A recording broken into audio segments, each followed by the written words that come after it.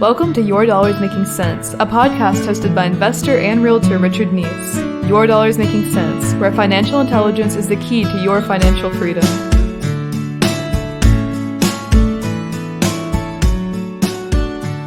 Hey everybody, Richard Neese here. Thank you so much for tuning in to Your Dollars Making Sense, where we believe that financial intelligence is the key to financial freedom. This is our second show. We're super excited. Last week, we talked a little bit about, gave you a baseline. I told you who I was. We talked about what your investment goals were. We talked about how to strategize, because you've got to know what retirement looks like. You've got to assess your how you like to deal with risk. I mean, there's tons of things you've got to look at before you start making investments. And we also talked about every investment is not the right investment for you. You know, if you're very aggressive, you may want to jump into real estate, stocks, bonds, day trading, whatever your risk tolerance is, you've got to evaluate that. If you don't, then you're never going to feel comfortable in the investment style that you're working with. We went over all of these things. We had tons of content. I think I actually went over a little bit. We want to thank WKOL for allowing us to air. We really appreciate the opportunity to help good people get to a better place. If you guys don't know me, my name is Richard Neese. I'm a local real estate broker, fellow investor in real estate. I've invested in stocks. I've been a day trader. I've had my experience in several different arenas.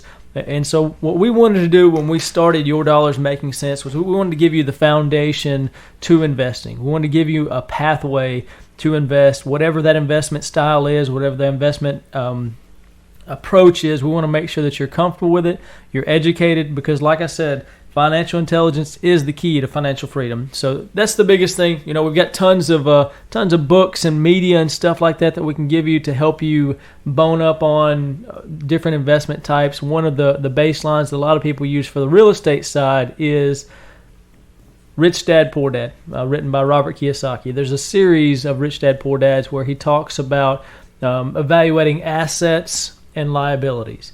We want to try and give you that baseline with knowledge, with investment strategies, but also with the phrases, the terminology, so that you feel more comfortable when you walk into an investment conversation. You feel like you are an equal. You feel like you can understand what's going on. That's where we want to get you. This isn't just for new investors. We're going to have some complex investment strategies on here as well. We're going to have guests on to talk about everything from budgeting to options trading. We're going to talk about appreciation, depreciation, tax advantages of different types of investments, opportunity zones. We've got so much content. I don't know that I can fit it all in, especially not in today's show. But what I plan on doing is laying it out so that we do about one real estate show every month where we talk about, because that's obviously my expertise being a real estate broker, talking about different strategies within the real estate side. We've got listeners from all over on here. We really appreciate you guys. Thank you so much. We're on WKOL 92.1 if you're local in North Alabama. We are also on Facebook Live. You can look at our podcast that we're working on right now through iTunes. We've got Stitcher, also Google Podcasts. So we're trying to reach more people. If you've ever met me, if you know me, I'm trying to help good people get to a better place. So let's get into a little bit of the content. Our recap was you've got to know what your investment strategy is on the front end. What are my goals? Where do I want to be at? How much money do I need to retire? What kind of income do I need coming in? If you don't have that clear path, it doesn't matter what, a lot of people like to describe it this way. If you don't know what port you're going to, it doesn't matter what kind of boat you have, you're never going to get there. You've got to know what the end goal is before you start, because if you don't, you're just going to wander around in the sea and you're never going to get to that port to call. So it's just something to think about. So one thing that I want to talk about today is, what are your goals for real estate investing? That is the first. What do you feel comfortable with? Are we a passive investor? Or are we an active investor? Those are two terms we're going to go over. We're also going to go over single-family homes, investing in multifamily apartment complexes, commercial and retail space, industrial development, how you can buy land and make money off of land. We're not going to give you the whole scoop. We're going to give you pieces of it, and we're going to build off of that, because, just talking about single-family homes, there's probably 24 hours worth of content we could give you guys. We could go into exactly how to invest, what to ask your banker, how to get the money, hard money investing. There's so much to talk about, And obviously you can tell I get excited about this. So much to talk about, and there's so many cool ways to get involved in the real estate side with as little as gas money, driving for dollars. You can go as far as purchasing properties cash and then depreciating them out. I mean, there's so much. But like I said, I appreciate you guys listening. We're going to start with, what is your real estate goal? So as an active investor, which I am, an active investor is somebody that is proactively seeking deals, probably working in the industry either full-time or part-time, whether that's a real estate agent or a real estate investor. Everybody calls themselves a real estate investor as soon as you buy the first piece of property. But if you're looking full-time, if you're trying to build a pipeline with new properties, you would consider yourself a real estate investor. So on the active side, you're going out, you're looking for properties, you're negotiating deals, you are managing properties. You may be doing what a lot of people call as a reposition, or in single family they call it a fix and flip. So you've got to know if you want to be actively involved. Do you want to deal with the headaches? Do you want to swing a hammer? Do you want to negotiate? Or do you want to be more passive? A passive real estate investor may be somebody that calls a real estate broker like myself, asks them to find the property, they'll provide the cash for it, and then they want to also have a property management company on the backside.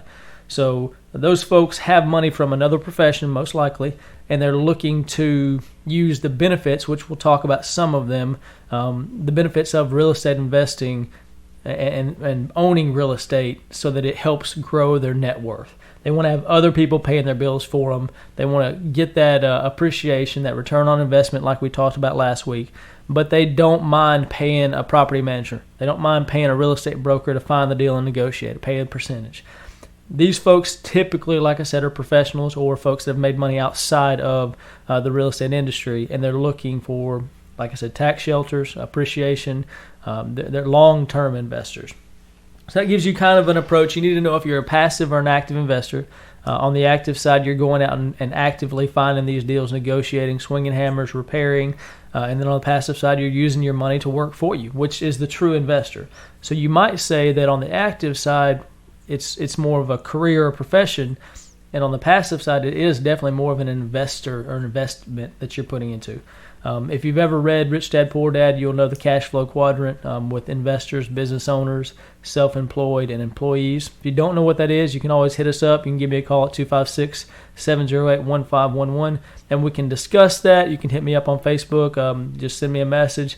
I can get you. I actually have copies of the book, so I could send it to you if you want to call the station. Whatever you want to do to contact us. We want to help good people get to a better place. And we want to give you that baseline for investing. But with that cash flow quadrant, you have the investor side, which is strictly letting my money make money for me. So let's just look at those two. And now we're going to move to what our investment goals are. But we're going to talk a little bit about some key terms. So if we're an active investor or a passive investor, we need to know what a couple things are. One of them is cash flow. You hear this a lot, but most people don't even know what it means. It's fairly simple, but when you start digging in, you'll find it may be a little bit more complex than you realize. Cash flow to most investors is the money left over after all the bills have been paid. So this can be very different for different investors. If I'm a passive investor and I'm putting a large down payment down, so that cash flow is going to be easier to ascertain because we have a lower mortgage, or maybe the property is paid for in full. At that point, cash flow wouldn't be a great tool to evaluate an investment. But let's say that I am an active investor, and my way to make money is to find these properties, get 100% financing. Yes, that's right. 100% financing is possible. So we go in, we find the property, we get 100% financing on a short-term note, and then we see, all right, 100% financing plus taxes, plus insurance, plus money for repairs. If you're using a property management company, you got to consider that. How much money is left over after all of these bills have been paid every month? And you've got to set some back. Sometimes your monthly bill, you may not have any repairs. Sometimes it may be $500 to $1,000, but you've got to average that over a 12-month period. That's how you evaluate cash flow. I know I'm throwing a lot out there to you. Really what we want to do is we want to give you that baseline. If you have more questions, if you want to know more about it, you can always contact me through the radio station. You can give me a call, hit me up through Facebook. But we want to give you this information so you can unpackage it and figure out what the best thing is for you. So we've got a lot more ahead. We're going to talk about different types of real estate investing, single family, multifamily, kind of flesh that out a little bit. We also are going to go through a few more terms and talk a little bit about tax strategy too. What happens if I do great on real estate and I sell something and I make money? Well, we're going to talk about all that on the other side of the break. Welcome back to Your Dollars Making Sense. I'm your host, Richard Neese. We appreciate each and every one of you for tuning in. Thank you so much. If you're listening to us on Stitcher, iTunes, our podcast is getting pretty popular now. We appreciate it so much. We're also on Facebook. If you'll check us out on WKUL's page or my personal page or business page, the Richard Neese team with Weichert Realtors. Thank you so much.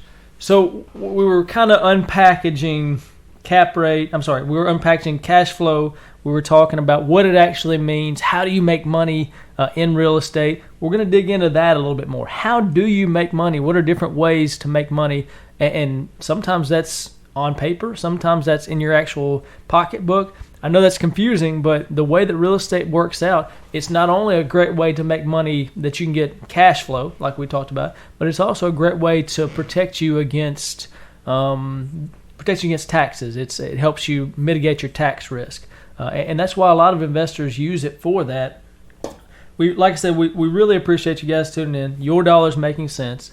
But before we get too deep into this, I want to talk a little bit about investing in a different way. So if you guys know me, if you may know that I'm a member of a couple boards of nonprofits. I'm also a veteran. And so one organization that I'm a board member of is called Saving Forgotten Warriors. So Saving Forgotten Warriors was founded by Jeremy Hogan a couple years ago. It's a great organization, and I'll tell you, it's interesting because I'm in the South. I'm in North Alabama. We in the South, you can't hardly throw a rock without hitting a veteran. But we've got so many veterans out there they're hurting, they're struggling. And yes, we do have other services, and I know this personally, that can help certain criteria. But what ends up happening is there's a lot of veterans that lose out on opportunities because, well, this is a good example, because they weren't in the right war. I know that sounds crazy, but there are certain organizations that don't help Korean veterans and Vietnam vets and things like that. Saving Forgotten Warriors, they vet the folks that come in, make sure they are a veteran. But the biggest thing they do, they will literally do anything to help these veterans. I've seen them cut grass, deliver food, help a widow. Her husband died a couple years ago. He was a World War II vet. Well, she still needs support. We're still helping those people when the government assistance and things like that falls off. It's a group of people in our area that are continuing to support and help every way they can, whether that's job placement, getting help set up with the VA. There's so many programs that they help with on a daily basis, and I encourage you to look them up on Facebook. Please donate, buy their shirts, get the merchandise. It's a great organization, Saving Forgotten Warriors. You can look it up on Facebook, and we'll get you some more contact info as well. But like I said, that's a different type of investing. Those soldiers, Marines, airmen, sailors, all those folks, they fought for us, or they at the very least signed on the dotted lines that they would give that ultimate sacrifice. So remember, they invest in our country, so make sure to invest back into them. These folks may be on hard times. We've all had those. Just please reach out and help any way you can. So enough on that. We're going to talk a little bit more about cash flow, appreciation, depreciation. What does all this stuff mean? So we talked about active investing and we talked about passive investing. On the active side, a lot of times what you're looking at is you find a property very similar to a fix and flip situation. That's what most people know this as. Forced appreciation means you've done something to increase the value of this home over and above what the cost was to do that. That's called forced appreciation.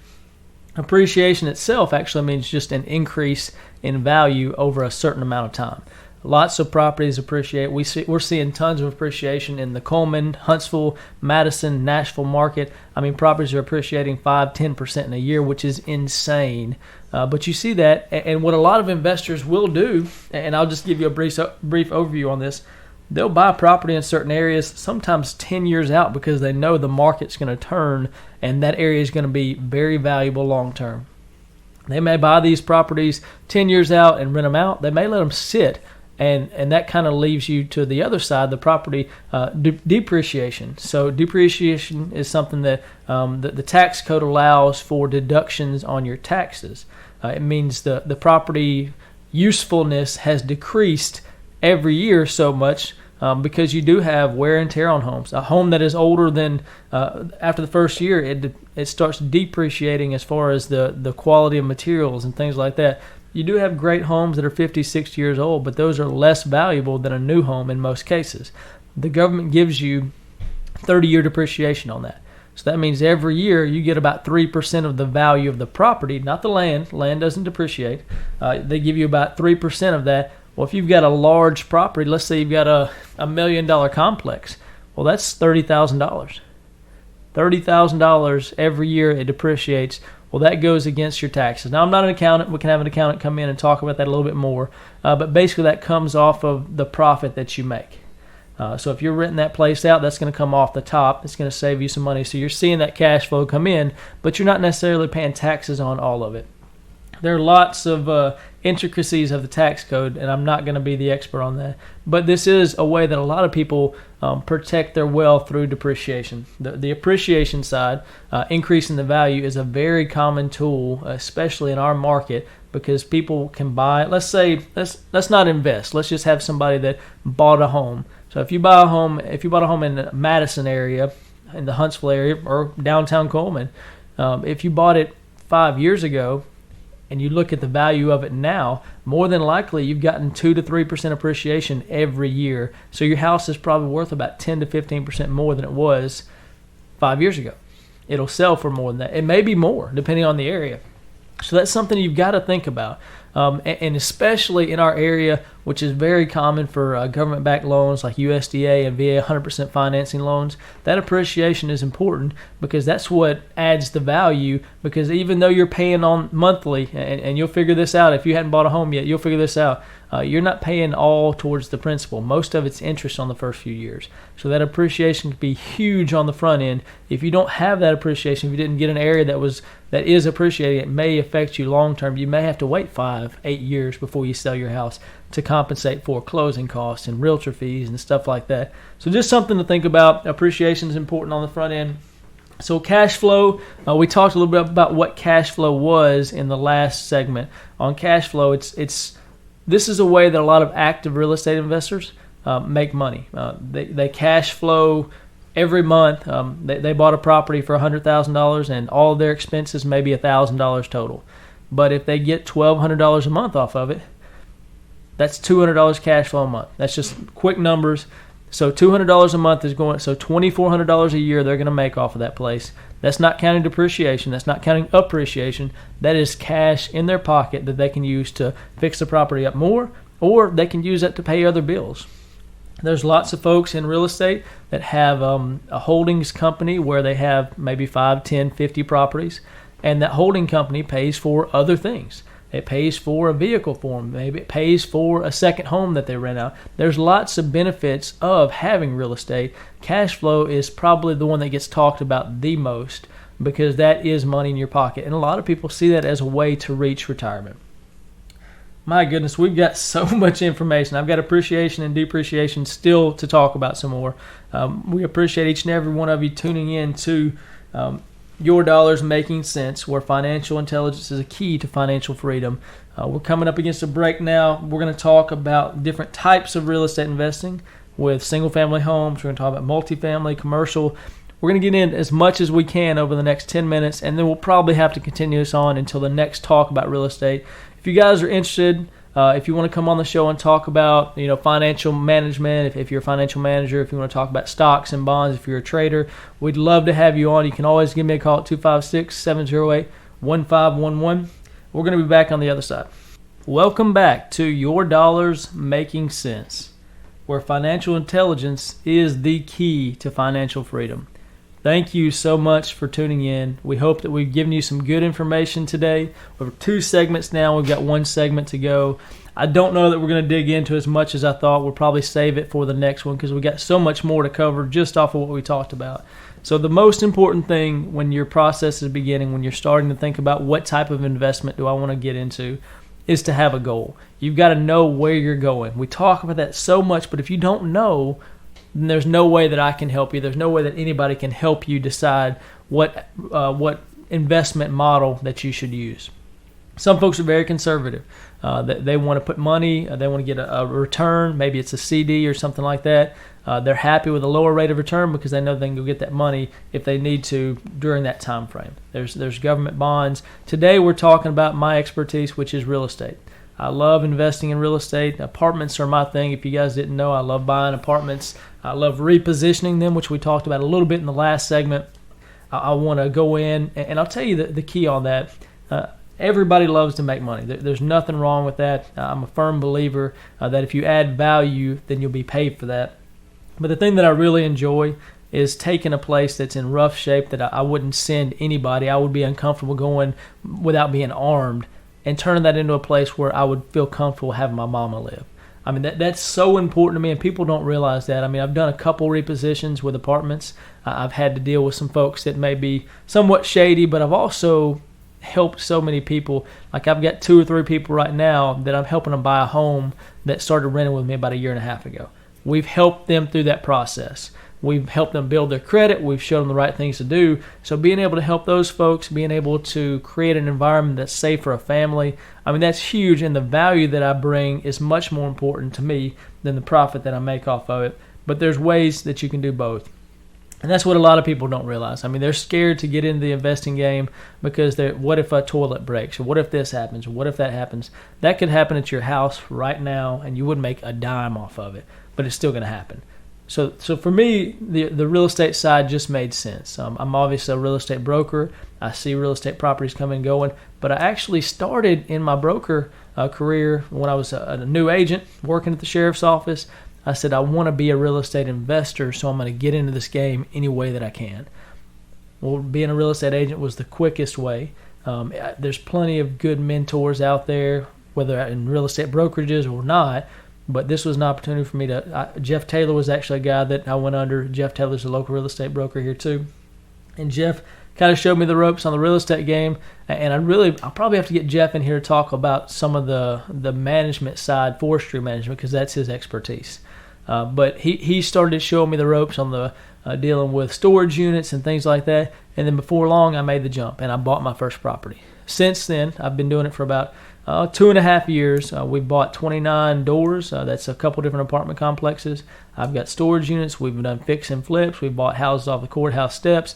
We've done a whole lot in that short amount of time, and it's pretty incredible to see that, and also see the people that have been willing to help me through that process. And in return, that's why we started Your Dollars Making Sense. We want to help you not just on the real estate side, but in general, reach your financial goals. You're not going to hear a sales pitch from me on buying real estate. You're going to hear a sales pitch from my customers or my guests that come on. They're trying to give you that knowledge so that you can better yourself, because we believe in helping good people get to a better place. So now that I've got through with that pitch, let's talk about the last couple things we were on. Before we left in the last break, we were talking about cash flow. We're talking about appreciation and depreciation. So the value in the cash flow is huge. Lots of folks want to have that. They want to get so many dollars per door so they can reach financial freedom. Because if you've read Rich Dad Poor Dad or many other books, financial freedom isn't being debt-free per se. That's one way that you can do that.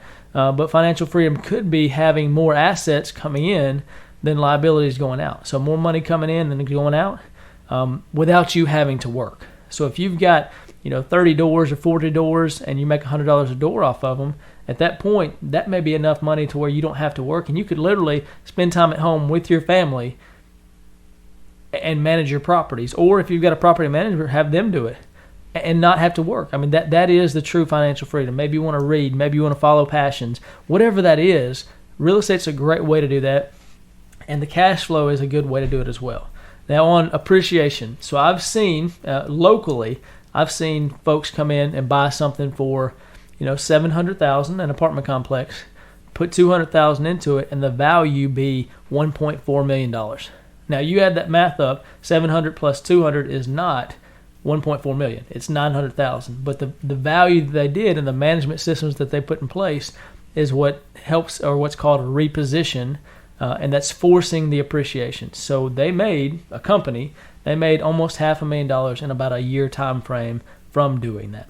That's through, and now they'll be able to depreciate it out, so they'll get the benefit on the back end. They'll also make cash flow every month, and they'll have another, and I've actually got some notes here talking about other avenues, which we won't even get into, but they can also use that as a tool to borrow money to buy something else. So there's tons of ways you can get into this. I've talked with many real estate agents, brokers, investors, and there's so many different avenues to approach it where you can appreciate, pull that money out, use the deed in lieu of a down payment. My goodness, I mean, there's so much you can do with real estate, and people don't even understand on the appreciation side, depreciation side. So if you guys are interested in learning more about real estate investing, I'd be glad to talk with you one-on-one. You can message me on Facebook. You can call WKUL anytime, or you can call me at 256-708-1511. I truly want to help you get to a better place. I want to show you that avenue that's going to be best suited for you, whether that's active investing, passive investing. It's a great way to it's a nice party topic too. If you're hanging out with your friends, you can talk about it. Everybody loves talking about real estate, but in the end, it's a way to reach financial freedom if done properly. It's not easy. Nothing is easy. Nothing is get rich quick. Everything takes time or money or both, but there's no reason you can't start today. And I'm gonna hit this really quick, just a couple ways that you can invest in real estate or be help folks get that information so you can get some money off of it, so you can start building that up. I mean, there's things as simple as finding real estate deals for investors. I mean, there's you can't. It's not a finder's fee, but you can find ways to work with real estate investors so that they show you the ropes on that. Or maybe they cut you in on the deal because you found it. If you're a real estate agent, you get a commission off of it for finding great deals. Usually these aren't on-market properties. It's what I call driving for dollars, which is huge. But we are coming up against the end of the show. Like I said, I could probably talk about 2 or 3 more hours on this. I appreciate you guys so much for tuning in. Your Dollar's Making Sense. We're going to continue to do this podcast weekly, 10 a.m. You can tune in on WKUL if you're listening live in North Alabama. You can also find us on Stitcher and iTunes. We're putting it out on all kinds of places. I have to get you an updated list. You can watch it on my Facebook. Add me as a friend. Go to the Richard Neese team, and you can find me as a business page for my real estate brokerage. We're putting out information constantly, trying to help good people get to a better place. I hope you guys have a great weekend, great week next week. I hope you tune in next week. Your Dollar's Making Sense, where we believe that financial intelligence is the key to financial freedom. Thanks again for listening to Your Dollar's Making Sense. Remember, financial intelligence is the key to your financial freedom.